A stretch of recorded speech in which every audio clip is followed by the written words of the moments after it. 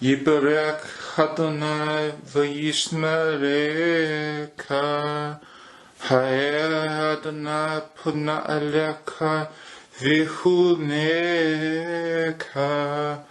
yas'ah Adonai puna aleka v'yisim leka shalom.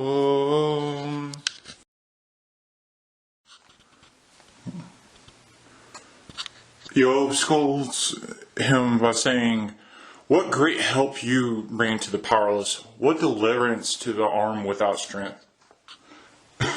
He declares that Bildad and the others have not helped anyone and possibly have hurt others in addition to himself. In fact, he says, "Whose spirit is it coming forth from you?" This hints at the thought that his friends seem to be puppets through which a spirit or being full of deceit is manifesting to torment Iyov. The divine, as Iyov believes, knows all things within, over, under, and beside the earth and the universe, and is in full control of everything seen and unseen. He can explain anything and everything, even with such a detail of his majesty. Iyov knows he can't express or know in full measure his great power, as well as he knows that the divine is the only one who can tell him what is going on. At this point, Iyov pauses to allow Zafar to rebuttal, only for him to remain silent. As before, he has been praising his power. He now recognizes his need for more from him than just his might and power, his redeeming and rescuing arm. He says the strongest phrase in order to arouse the divine. "I swear by the living God," within the bounds of his faith, and knowing he would be just, attempted to force his hand. Iyov demands that his enemy and the unrighteous meet the same doom fate as the wicked, as they have no hope outside of him.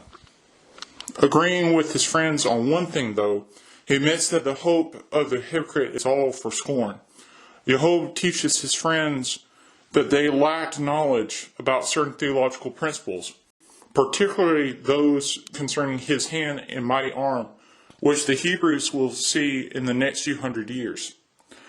The main idea is that judgment waits the wicked in such that he will eventually find that his seeming blessings have been for naught, resulting in his wages being given to him for serving the molester of souls, and not he whom gave him life.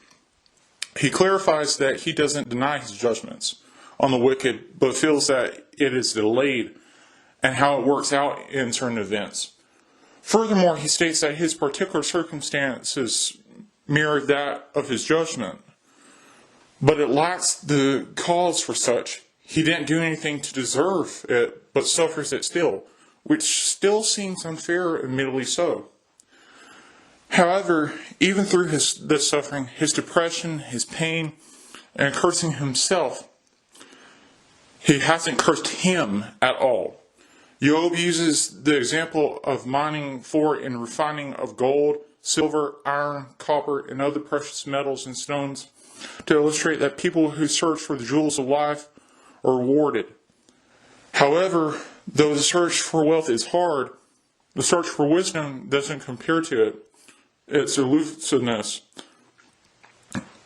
as such, cannot be found within the earth's depths, nor in the depths of the sea and oceans, nor purchased.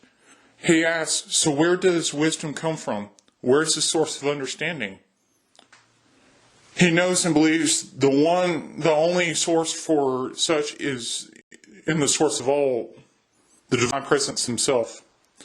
In order to gain this, Iyov knows that man must sacrifice himself to the divine as a living sacrifice.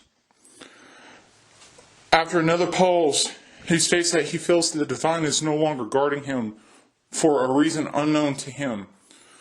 Such a darkness has fallen upon his spirit, which has made him in his present mental and spiritual state. He used to think he would die happy and with longevity after enjoying a life of being well esteemed and respected in his own town and country. Upon more reminiscing, he was never mocked and disrespected in his glory days as his friends have. His life back then is a model of how wealthy men should live their lives in regard to their care and love of those not blessed as much. He establishes that the sons of those who won't be hired to guard and keep his livestock are now his mockers, and the sons of men of low value are now his loudest critics. He now lives in the slums and in quarantine, despised and rejected by his friends, neighbors, and associates. Regarding his loss of prosperity, peace, and dignity have been taken from him as a city attacked and raided for their values and resources. He specifies that the pain he felt was not the physical pain at first, but spiritual agony. Then he began feeling the physically tormenting pain, still wondering why he isn't listening, misinterpreting his silence as carelessness or rejection. It is at this point that he starts seemingly getting more frustrated at him, but being careful to not transgress him. His soul is in shambles, and his faith is troubled but still alive, as well as his blamelessness. He testifies that he is blameless by human standards. He invokes the justice system of the time in which the accused can request a divine punishment if guilty of the crime. Thereby, if not struck down, he is vindicated. As he progresses in his speech, he paints a picture of godly living that does not match a godly living in the bounds of the 7 laws of Noah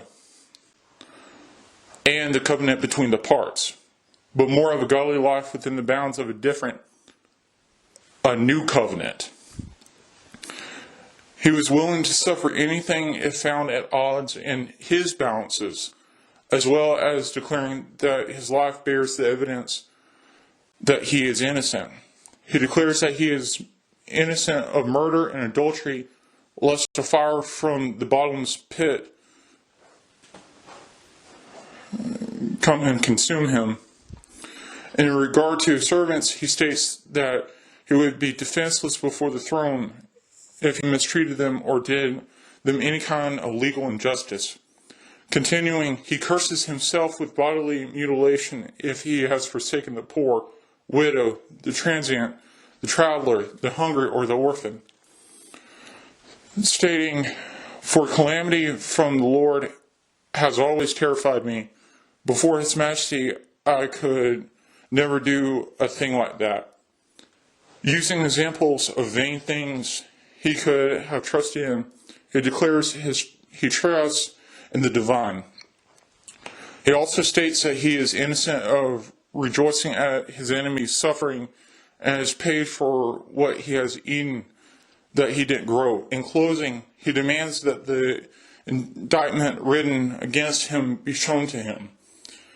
Being reassured of his innocence, he states that he would wear it as a badge of honor, testifying to his vindication. He ends his speech by saying, "The words of Iyov are finished."